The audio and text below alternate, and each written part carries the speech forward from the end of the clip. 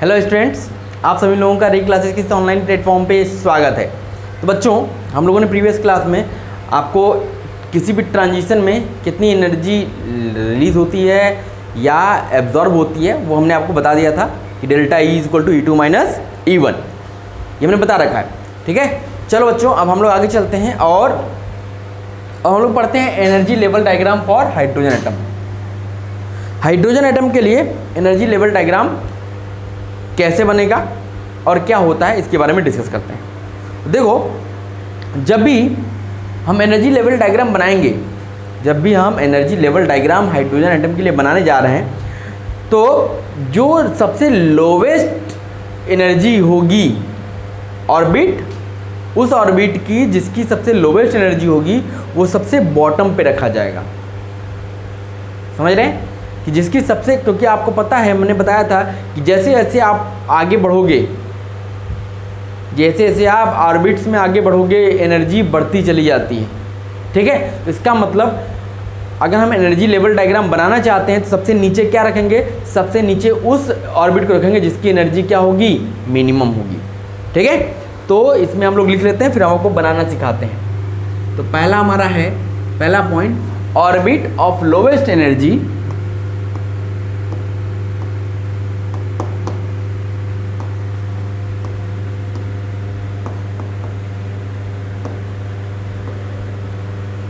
orbit of lowest energy is placed at the bottom,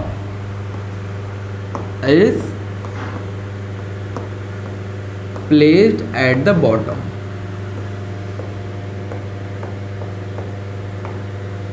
जिसकी energy सबसे कम होती है उसको हम कहाँ रखते हैं, उसको हम बॉटम में रखते हैं, एकदम नीचे रखते हैं। ठीक है, और बाकी जो ऑर्बिट्स होंगी, अब इसके अलावा बहुत सारे ऑर्बिट्स होंगी ना, हमने बताया था इनफाइनाइट ऑर्बिट्स हो सकते हैं। Okay, all other orbits having higher energy, all other orbits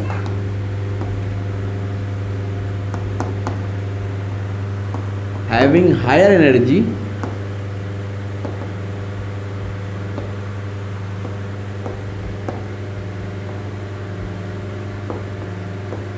placed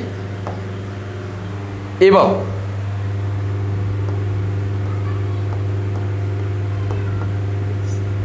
मतलब बाकी जितनी भी एनर्जी लेवल होंगे, इससे ज़्यादा एनर्जी के होंगे तो उनको हम उस बॉटम वाले से ऊपर रखते चले जाएंगे। ठीक है, समझ पा रहे हैं। चलो, अब हम बनाते हैं आपको एनर्जी लेवल, देखिएगा कैसे बनता है। सबसे नीचे हमारी वो एनर्जी लेवल होगी जो जिसकी एनर्जी सबसे कम है। ठीक है,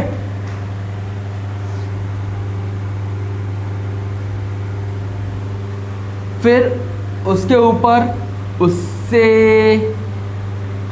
ज़्यादा एनर्जी वाली, फिर उससे ऊपर उससे ज़्यादा एनर्जी वाली, फिर उससे ज़्यादा एनर्जी वाली,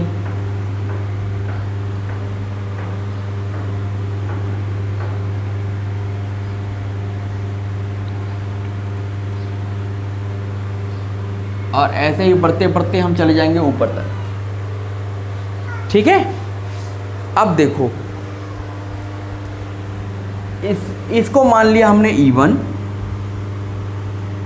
ये हमारा हो गया E2, ये हमारा हो गया E3, ये हमारा हो गया E4, ये हमारा हो गया E5। ऐसे ही बढ़ते चले गएंगे तो ये हमारा क्या आ जाएगा, इनफाइनाइट। ठीक है, अब देखो, हमने हाइड्रोजन के लिए बताया था आपको कि पहले ऑर्बिट की एनर्जी कितनी होती है, -13.6 eV, ये बताया था। फिर सेकंड की कितनी बताई थी, मैंने बोला था इसको याद रखिएगा, -3.4 eV, अगले की -1.5 eV, फिर अगले की -0.85 eV बताया था मैंने आपको। और अगर आपको इसका निकालना है तो हमने बताया था आपको आगे कैसे निकालेंगे, -13.6 डिवाइडेड बाई 5 का स्क्वायर, ये क्या था -13.6 अपॉन 1 का स्क्वायर, -13.6 इंटू अपॉन 2 का स्क्वायर, -13.6 अपॉन 3 का स्क्वायर, -13.4 अपॉन 4 का स्क्वायर, -13.6 अपॉन 5 का स्क्वायर। तो इसकी जो वैल्यू आएगी वो आप नोट कर लोगे, ठीक है। ये वैल्यू आएगी -0.54, ठीक है। ये इन ऑर्बिट्स की एनर्जी हो गई, समझ में आ रही है। अब देखो क्या है कि अगर हमें इलेक्ट्रॉन को यहां से यहां या यहां से यहां करना है, ट्रांजिशन कराना है फर्स्ट ऑर्बिट से सेकंड ऑर्बिट की तरफ या सेकंड ऑर्बिट से फर्स्ट ऑर्बिट की तरफ, तो उसे कितनी एनर्जी, जैसे यहाँ से यहाँ जाएगा तो उसे एनर्जी देनी पड़ेगी, अगर यहाँ से यहाँ जाएगा तो एनर्जी रिलीज करेगा। तो यहाँ से यहाँ जाने में कितना एनर्जी की ज़रूरत पड़ेगी उसको, जैसे तो आपको दिस माइनस दिस कर दीजिए तो ये हो जाएगा 10.2, ठीक। अगर यहाँ से यहाँ जाना है तो उसको 10.2 इलेक्ट्रॉन वोल्ट एनर्जी देनी पड़ेगी, अगर यहाँ से यहाँ आएगा तो वो 10.2 इलेक्ट्रॉन वोल्ट एनर्जी रिलीज करेगा, ठीक है। फिर ऐसे ही अगर हम बात कर लें, यहाँ से अगर इसको इसमें जाना है या यहाँ से यहाँ आना है तो यहाँ पे कितना हो जाएगा 516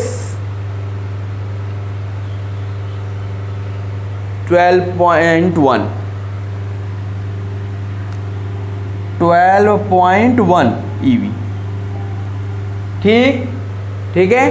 अब जैसे मान लिया कि इसको यहाँ से यहाँ जाना है तो यहाँ देखा डिफरेंस निकालो भाई, ये हो गया 1.5.75 12.5, ठीक। फिर अगर मान लो इसको यहाँ से यहाँ जाना है तो इनका डिफरेंस निकालिए, तो ये लगभग 13.6 EV, ठीक है। तो अगर आपको फर्स्ट ऑर्बिट से सेकंड ऑर्बिट में जाना है तो उसको 10.2 इलेक्ट्रॉन वोल्ट एनर्जी देनी पड़ेगी, अगर यहाँ से यहाँ आएगा 10.2 इलेक्ट्रॉन वोल्ट एनर्जी रिलीज करेगा, अगर यहाँ से सीधे थर्ड ऑर्बिट में जाना चाहता है तो उसको 12.1 इलेक्ट्रॉन वोल्ट एनर्जी देनी पड़ेगी। अब देखो क्या होता है, जैसे जैसे देखो ऊपर बढ़ रहे हो एनर्जी क्या हो रही है, बढ़ रही है, ठीक है।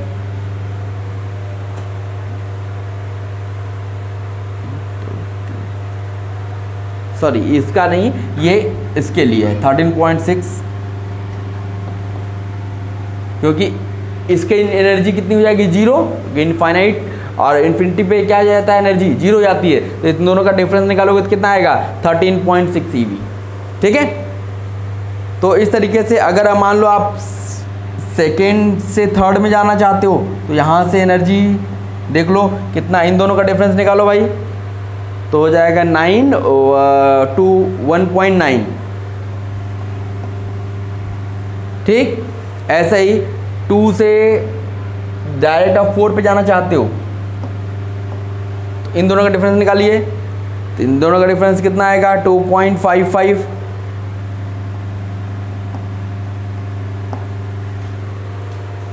फिर ऐसे ही आपने इनका डिफरेंस निकाल लिया, तो इनका 0 और 3.4, तो ये 3.4 ही आएगा, ठीक। अब फिर हम लोग अगर मान लो अब हम लोग थर्ड से सीधे फोर्थ में जाना चाहते हैं, अब इन दोनों का डिफरेंस निकाल लेंगे, तो देखो यहाँ पे क्या है -0.85 1.5, डिफरेंस निकालो तो ये हो जाएगा 0.65। फिर अगर मान लिया कि हमें सीधे थर्ड से इन्फिनिटी की तरफ जाना है तो ये डिफरेंस कितना, ये 1.5।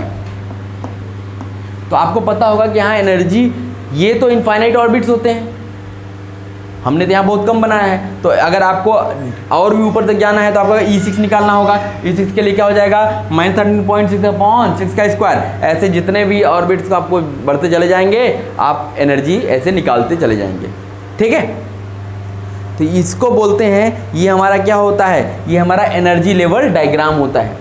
ये क्या है हमारा एनर्जी लेवल डायग्राम। अब देखो, अगर जैसे ऑब्जेक्टिव क्वेश्चंस में आपसे पूछता है, ऑब्जेक्टिव क्वेश्चंस में पूछता है कि एनर्जी मैक्सिमम कब होगी, एनर्जी मैक्सिमम या फ्रीक्वेंसी मैक्सिमम, फ्रीक्वेंसी मैक्सिमम या वेवलेंथ मिनिमम, वेवलेंथ मिनिमम, ये कब होगी। तो आप याद रखना हमेशा, इसमें क्या होगा, N1 हमारा जो होगा वो हमारा N1 क्या होगा, लोवेस्ट होगा। उस केस में हमारा N1 लोवेस्ट होगा और N2 क्या होगा, वो हाईएस्ट होगा। N1 लोवेस्ट होगा और N2 हाईएस्ट होगा। अभी मैं इस पर क्वेश्चन कराऊंगा तो आपको चीज़ें समझ में आएंगी, बस नोट करते चलिए। और अगर हमसे पूछता है एनर्जी मिनिमम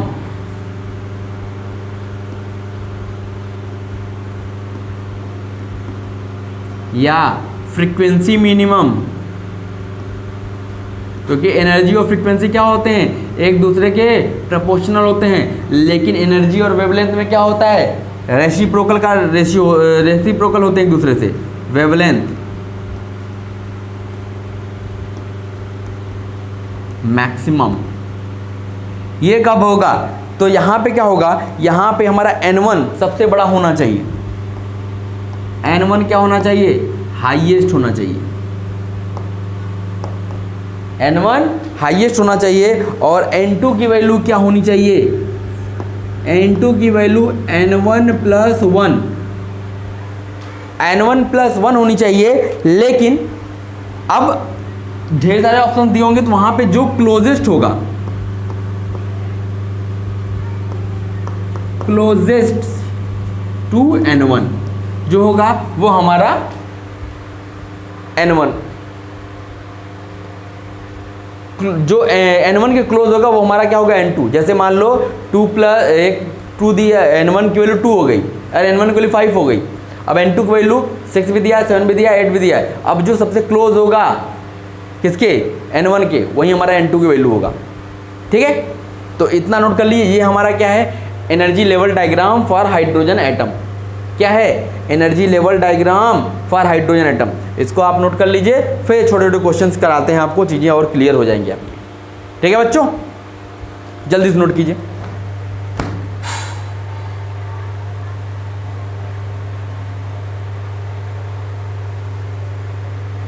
हो गया, इरेज कर दिया जाए। चल,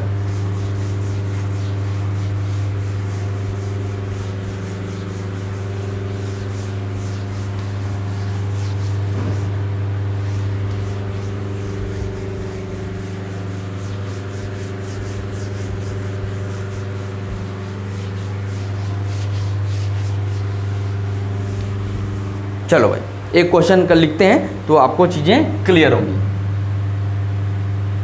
देखो, छोटा सा क्वेश्चन है, कहता है for which of the following transition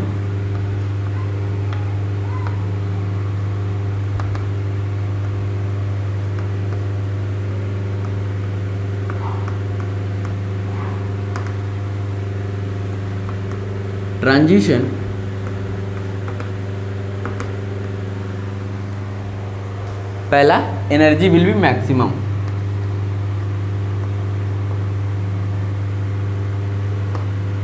energy will be maximum. किस ट्रांजिशन के लिए एनर्जी हमारी मैक्सिमम होगी। अब ट्रांजिशन क्या क्या दिया है वो देखिए।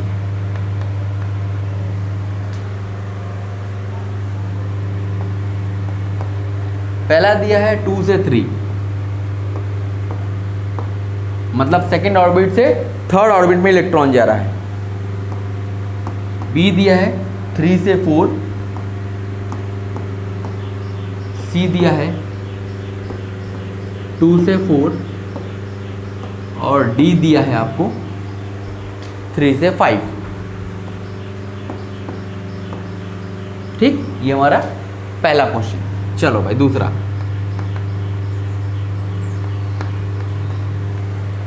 कहता है 3 से 5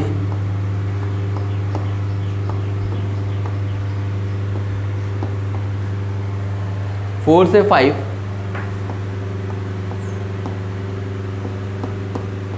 5 से 6 7 से 8। एक तीसरा क्वेश्चन दिया हुआ है 2 से infinite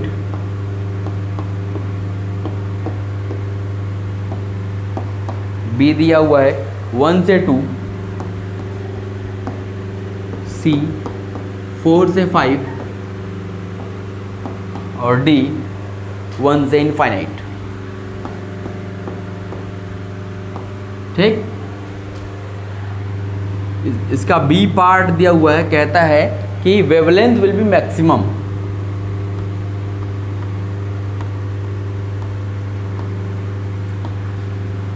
wavelength will be maximum.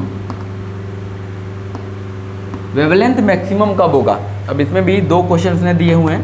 पहला दिया हुआ है 6 to 7, 6th ऑर्बिट से 7th ऑर्बिट में जा रहा है इलेक्ट्रॉन। 4 to 5 सी 6 to 9 3 to 4।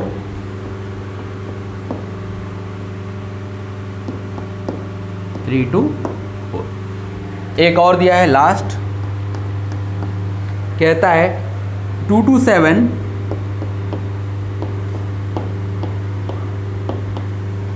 बी है 1 to इनफाइनाइट,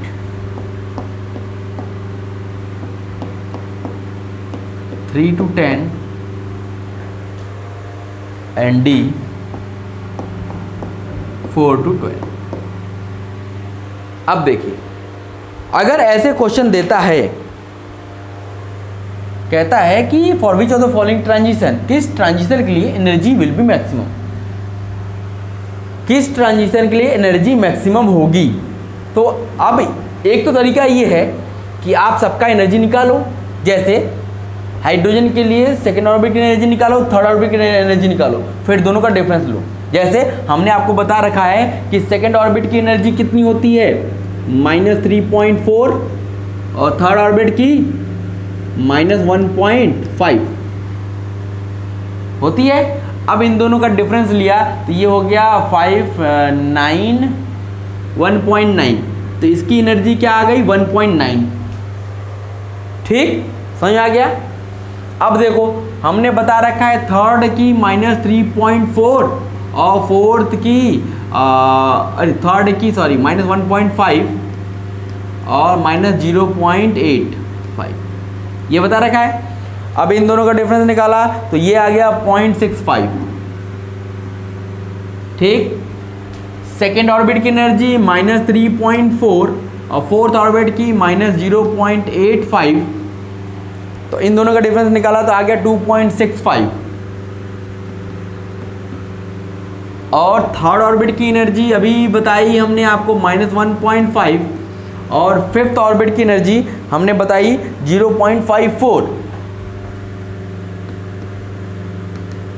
इन दोनों का डिफरेंस कितना आया? इन दोनों का डिफरेंस मिल गया आपको लगभग 1।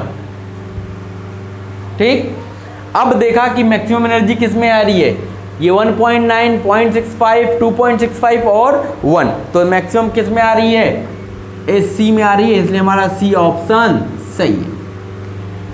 एक तो तरीका ये है कि आप सबका एनर्जी लिखो। अभी तो मान लो छोटे छोटे एनर्जी हैं इसलिए आप निकाल ले रहे हो। जैसे अगर यहाँ पे एक क्वेश्चन में देखिए 12 दिया हुआ है, यहाँ देखिए 12 दिया हुआ है, तो आपको कितना लंबा कैलकुलेशन करना पड़ेगा? आपको 5 तक तो याद है, उसके ऊपर तो फिर आपको कैलकुलेशन करना पड़ेगा, तो उतना करना पड़ेगा। तो लेकिन इसीलिए मैंने आपको क्या बताया था कि एनर्जी मैक्सिमम के लिए, ई मैक्स के लिए आपका N1 क्या होना चाहिए? लोवेस्ट। और N2 क्या होना चाहिए, हाईएस्ट। आपको कुछ नहीं करना है, बस केवल ऑप्शन में देखो N1 सबसे छोटा किस में है, यहाँ 2 है, यहाँ 3 है, यहाँ 2, यहाँ 3। इसका मतलब हमारे पास दो ऑप्शन बचे, ये दो तो कैंसिल हो गए, ये और ये नहीं हो सकते। ठीक, N1 लोवेस्ट चलना है, तो एक 2 मिल गया, एक 2 मिल गया, ये A और C मिल गए। अब देखिए N2 हाईएस्ट, किस में N2 हाईएस्ट है, यहाँ 3 है, यहाँ 4 है, तो ऑप्शन हमारा क्या हो गया, C हो गया। बिना कैलकुलेशन किए हमने क्वेश्चन को सॉल्व कर लिया। तो आपको क्या करना है, आपको ऐसे ही आप बस ये रखो कि एनर्जी मैक्सिमम के लिए आपको N1 लोवेस्ट होना चाहिए, N2 हाईएस्ट होना चाहिए। तो बस यहाँ से आप आंसर सीधे टिक मार सकते हो बिना कोई एनर्जी कैलकुलेट किए। ठीक है, अब दूसरा क्वेश्चन देखो, यहाँ पे क्या कहता है कि वही किस में energy maximum, 3 to 5, 4 to 5, 5 to 6, 5 to 7 to 8। अब यहाँ देखो सबसे लोवेस्ट N1 किसका है, यहाँ 3, यहाँ 4, 5, 7, सबसे छोटा ये है, यही हमारा आंसर हो गया। सीधे कुछ भी नहीं करना है, सीधे आंसर टिक मारना है और आगे बढ़ना है। आप लोग कंपटीशंस की तैयारी कर रहे हो तो कंपटीशंस के लिए आप लोगों को ये सारी चीज़ें पता होनी चाहिए। अगर आप केवल बेसिक अप्रोच लगाओगे तो उससे क्या होगा, आपका टाइम टेकन होगा और आपके क्वेश्चंस बाकी छूट जाएंगे। तो हमें क्वेश्चन छोड़ने नहीं है, हमें सारे क्वेश्चंस अटेम्प्ट करने हैं। हमें वो चीज़ सीखनी है जिससे हम सारे क्वेश्चंस अटेम्प्ट कर पाएँ। हमें वो चीज़ नहीं सीखनी है, वो भी सीखनी है। बेसिक अप्रोच भी आपको आना चाहिए, लेकिन हम एग्जामिनेशन जब हम कॉम्पिटिटिव एग्जाम अप्लाई करेंगे बैठेंगे तो हमें ये पता होना चाहिए। स्कूल एग्ज़ाम के लिए हमें ये पता होना चाहिए। स्कूल एग्ज़ाम में अगर ये ऑब्जेक्टिव क्वेश्चन में नहीं आता है, सब्जेक्टिव क्वेश्चन में आता है, तो आपको एनर्जी पूरा निकाल के दिखाना पड़ेगा। ऐसा नहीं कि आपने टिक मार दिया, वहाँ पे ये कॉन्सेप्ट नहीं दे पाएंगे आप। तो ये केवल ऑब्जेक्टिव क्वेश्चंस के लिए होता है। जब आप एग्जामिनेशन हॉल में बैठते हो कॉम्पिटिटिव एग्जाम्स के, तो वहाँ पे ये चीज़ अप्लाई करना है। ठीक है, अब थर्ड क्वेश्चन तो आप कर ही सकते हो। देखो यहाँ 2 to infinite, 1 to 2, 4 to 5, 1 to infinity. तो देखो ये तो कैंसिल हो गया और ये भी कैंसिल हो गया, बचा क्या, 1 to 2, 1 to इनफाइनाइट। अब देखो इसी में से दो ऑप्शन होगा, एक तो N1 दोनों के बराबर हो गए। अब N2 देखो जो सबसे मैक्सिमम होगा, यहाँ तो N2 2 है, वहाँ इनफाइनाइट है, तो हमारा ऑप्शन क्या हो गया, डी। तो इस तरीके से आपको क्वेश्चंस को सोचना है। अब चलो, अब दूसरे क्वेश्चन बोलता है कि wavelength will be maximum. Wavelength कब मैक्सिमम होगा, जब एनर्जी मिनिमम होगी, क्योंकि दोनों के बीच में इनवर्स रिलेशन होता है। तो इसका मतलब वेवलेंथ मैक्सिमम, तो अभी मैंने बताया था कि एनर्जी मिनिमम कब होती है। एनर्जी मिनिमम के लिए आपका N1 क्या होना चाहिए, हाईएस्ट, और N2 की वैल्यू क्या होनी चाहिए, ये होनी चाहिए N1 + 1 क्लोजेस्ट टू N1।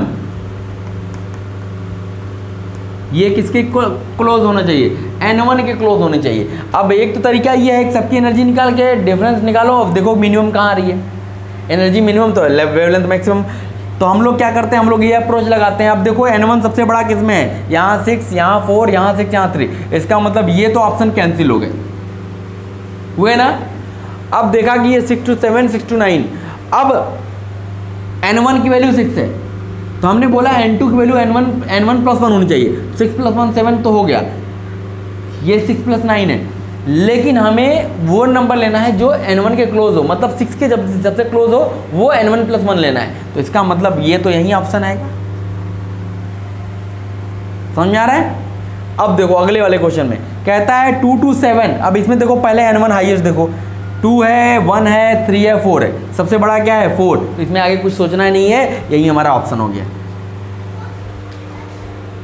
ठीक, तो ये इस टाइप के क्वेश्चंस को आपको ध्यान दे रखना है, और जब भी क्वेश्चन मिलेगा तो आपको शॉर्टकट मेथड अप्रोच करना आप लगाना है, न कि आपको एनर्जी पूरा निकालना है, डिफरेंस निकाल के फिर चेक करना है।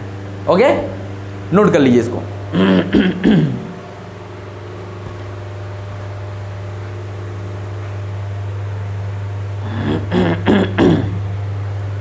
हो गया बच्चों, इरेज किया जाए। चल,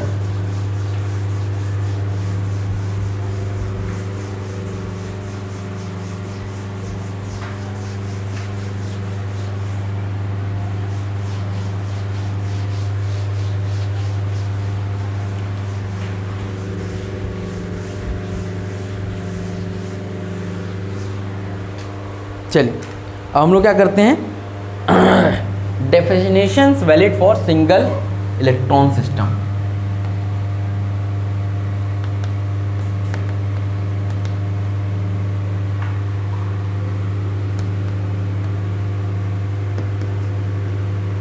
valid for single electron system.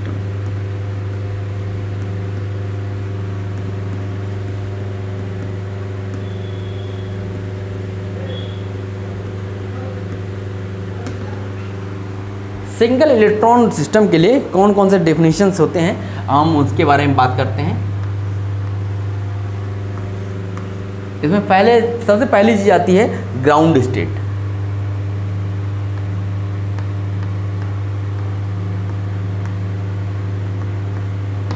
जैसा कि आपको पता है ग्राउंड स्टेट क्या होता है, लोवेस्ट एनर्जी स्टेट जो होती है वही हमारी क्या होती है, ग्राउंड स्टेट होती है। तो lowest energy state of any atom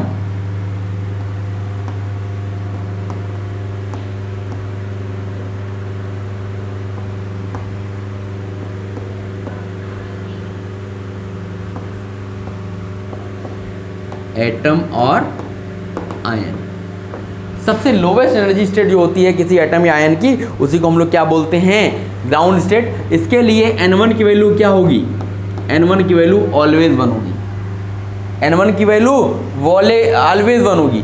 तो अगर हम ground state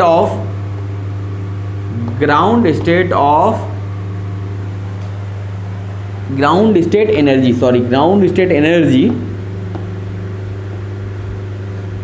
of hydrogen atom की बात कर रहे हैं, हाइड्रोजन एटम के ग्राउंड स्टेट की अगर एनर्जी की बात कर रहे हैं तो ये क्या होती है, सबसे पहले स्टेट की एनर्जी क्या होती है, -13.6 इलेक्ट्रॉन वोल्ट। अब ये सब चीज़ें याद होनी चाहिए आपको, ठीक है। अगर ऐसे ही आपसे पूछ दे कि ग्राउंड स्टेट एनर्जी आप बताओ, ग्राउंड स्टेट एनर्जी ऑफ, मान लेते हैं हमसे दिया है He+ आयन का, He+ आयन का हमें ग्राउंड स्टेट एनर्जी पूछ रहा है। तो He+ आयन के लिए Z की वैल्यू क्या होती है, 2 होती है। तो आपको हमने बता रखा है कि हाइड्रोजन की एनर्जी से आप बाकी सारे एटम या आयन की एनर्जी कैलकुलेट कर सकते हो। तो आपको क्या करना है, बस कुछ नहीं करना है, -13.6 इंटू Z² कर देना है।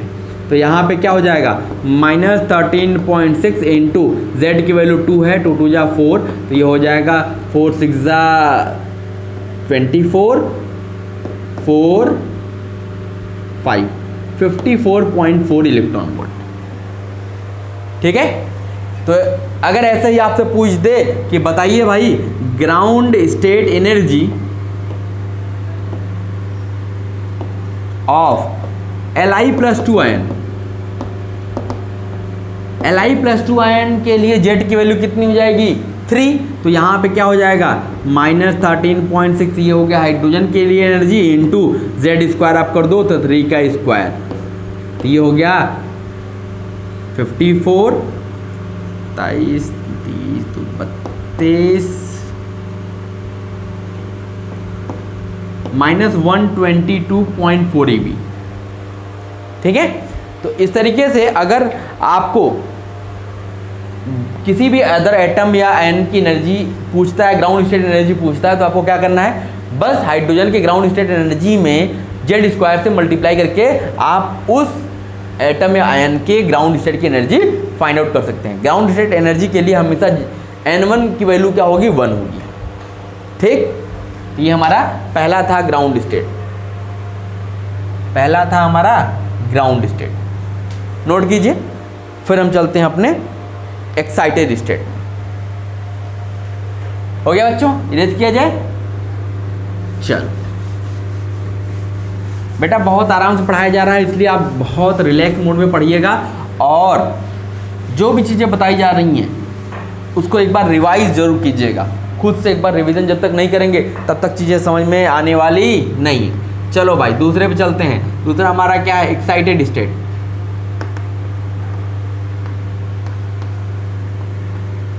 पहला हमारा था ग्राउंड स्टेट, दूसरा हमारा क्या है, एक्साइटेड स्टेट। तो एक्साइटेड स्टेट मतलब हो गया, इसको इसको हम लोग ES से दिखाएंगे।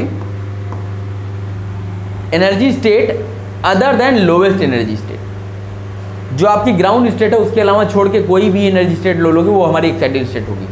तो लिख लीजिए energy state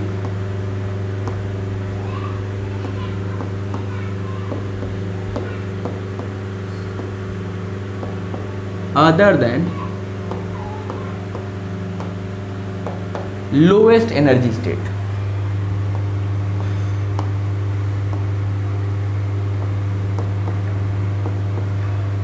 energy state other than lowest energy states के अलावा जो भी एनर्जी स्टेट्स हैं वो हमारी क्या होंगी, एक्साइटेड स्टेट्स होंगी।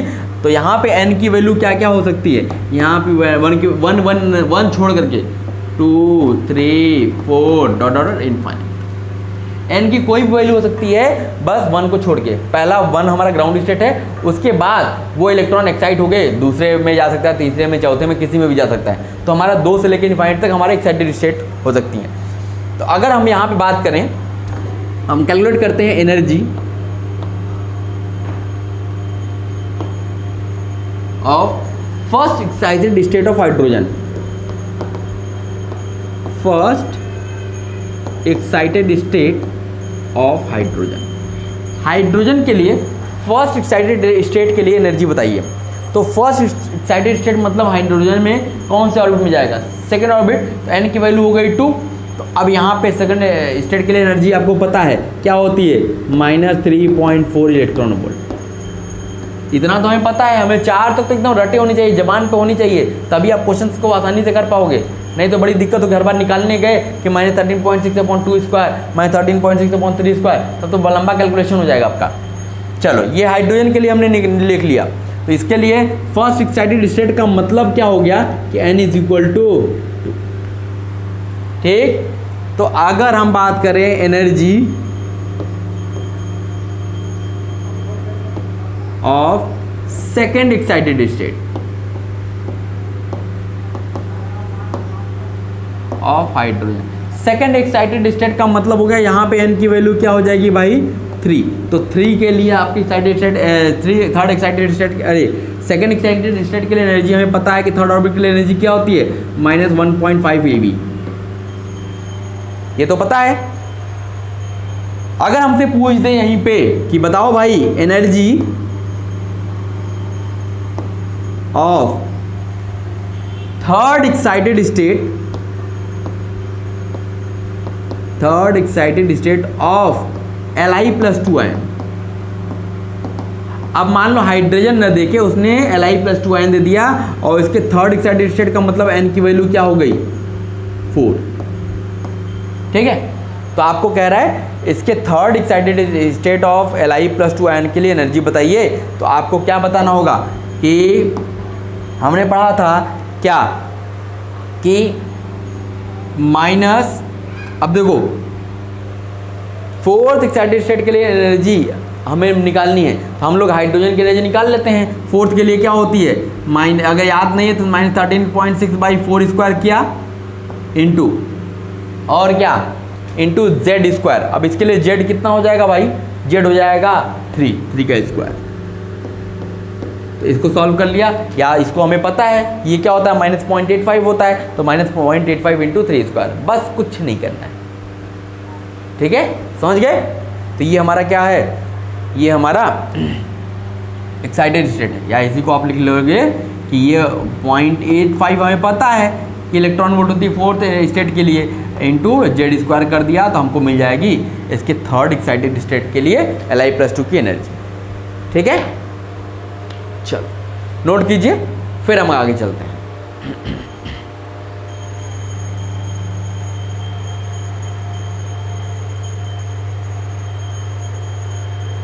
ओके बच्चों, इरेज किया जाए। चलो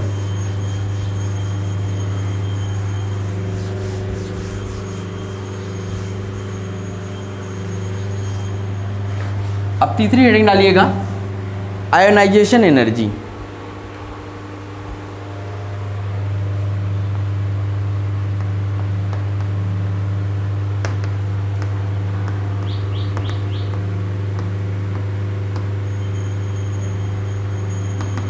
आयोनाइजेशन एनर्जी। अब ये क्या होती है, आयनाइजेशन एनर्जी क्या होती है? देखो, minimum energy required to move the electron to infinity. Minimum कितनी एनर्जी चाहिए जिससे हम लोग इलेक्ट्रॉन को मूव करा दें ग्राउंड स्टेट से इन्फिनिटी पे।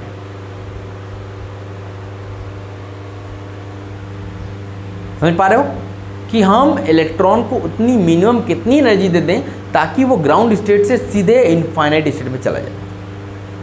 उस एनर्जी को हम लोग क्या बोलते हैं? Ionisation energy. ठीक, इसको नोट कर लीजिए कि minimum energy required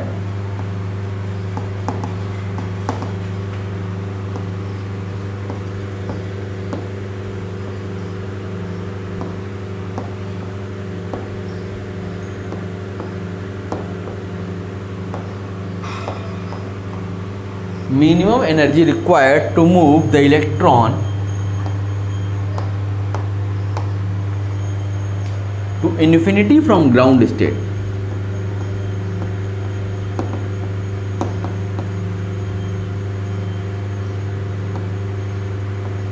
Infinity from ground state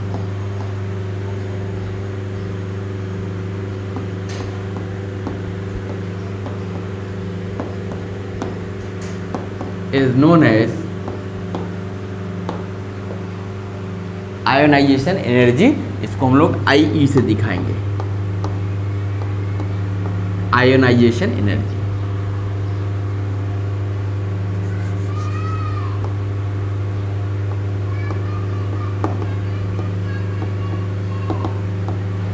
ionisation energy इसको हम लोग किसे दिखाएंगे? IE से। ठीक है, तो इसका मतलब हो गया कि हमें ग्राउंड स्टेट से इनफाइनाइट तक जाना है, तो यहाँ पे N2 की वैल्यू तो हो गई इनफाइनाइट और N1 की वैल्यू क्या हो गई? 1। N2 की वैल्यू इनफाइनाइट, N1 की वैल्यू 1। तो यहाँ पे अगर हम आयनाइजेशन एनर्जी की बात करें, ये क्या हो जाएगी?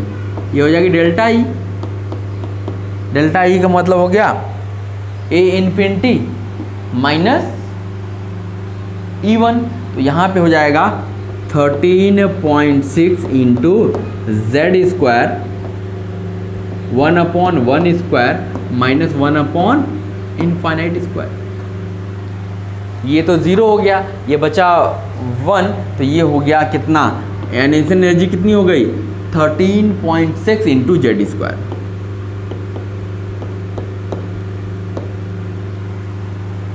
ठीक है, इसका मतलब अगर हम इसको इस फॉर्म में बनाएं, हमने क्या लिया? ये हमारा न्यूक्लियस हो गया।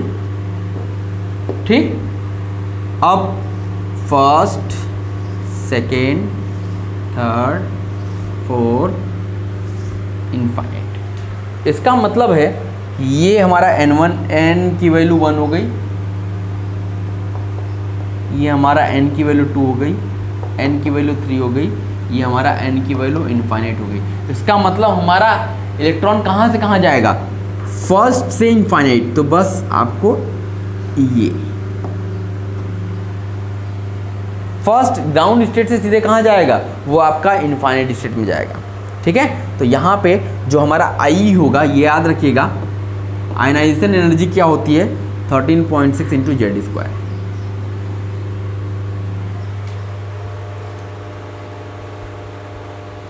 ठीक है, इसको नोट कर लीजिए, फिर हम 1-2 क्वेश्चंस लेते हैं, फिर आगे बढ़ेंगे। ये नोट कर लिए बच्चों, इरेज किया जाए। चलो, अब एक छोटा सा क्वेश्चन लिखिएगा।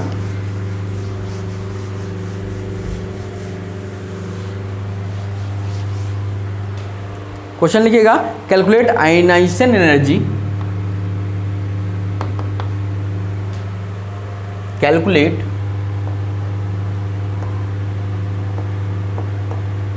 Ionisation energy IE, ionisation energy of hydrogen atom, H atom, He+ ion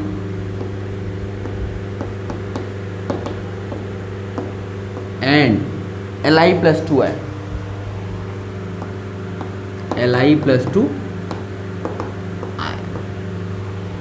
हमें ये कैलकुलेट करना है। ठीक है, तो चलो भाई सॉल्व करते हैं। देखो हाइड्रोजन एटम के लिए अगर हम बात करते हैं, हम बात कर रहे हैं हाइड्रोजन एटम के लिए, तो आपको पता होगा हाइड्रोजन एटम के लिए जेड की वैल्यू क्या हो जाएगी 1। तो अभी हमने आयोनाइजेशन एनर्जी पढ़ी, आयोनाइजेशन एनर्जी ये क्या होती थी 13.6 इंटू Z², तो ये क्या हो जाएगा 13.6 इंटू 1 का स्क्वायर, इसका मतलब 13.6 eV। तो ये आयोनाइजेशन एनर्जी की मतलब ग्राउंड स्टेट से सीधे इनफाइनाइट स्टेट में इलेक्ट्रॉन जा रहा है। अब अगर हम He+ आयन के लिए बात करें, He+ आयन की अगर हम बात करें तो यहाँ पे Z की वैल्यू क्या हो जाएगी 2। अब हमारी आयोनाइजेशन एनर्जी क्या हो जाएगी भाई, आयोनाइजेशन एनर्जी हो जाएगी 13.6 इंटू 2 का स्क्वायर, तो 4 से मल्टीप्लाई कर दीजिए तो ये हो जाएगा 54.4 इलेक्ट्रॉन वोल्ट, 54.4 eV ये हो गया। अगर हम Li+2 आयन के लिए बात करते हैं, Li+2 आयन के लिए बात करते हैं तो आपको कुछ नहीं करना है, बस आपको Z की वैल्यू कैलकुलेट करनी है। यहाँ से Z की वैल्यू 3 हो गई। ये कैसे हो रही है आपको समझ में आ रहा है। और अब जब हम आयोनाइजेशन एनर्जी की बात करेंगे तो ये क्या हो जाएगा 13.6 इंटू 3 का स्क्वायर, तो ये आपका मिल जाएगा 122.4 eV, 122.4 eV। तो ये हमारी क्या है आयोनाइजेशन एनर्जी है। ठीक है, इतना नोट कर लीजिए बच्चों।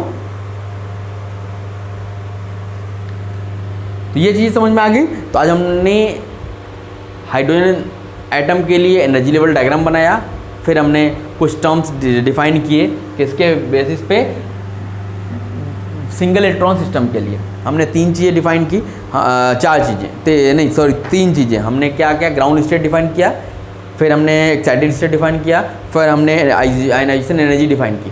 फिर अगली क्लास में मिलते हैं तो इसके आगे और भी 1-2 टर्म्स हैं, उसको डिफाइन करके फिर आगे चलेंगे। Okay, thank you.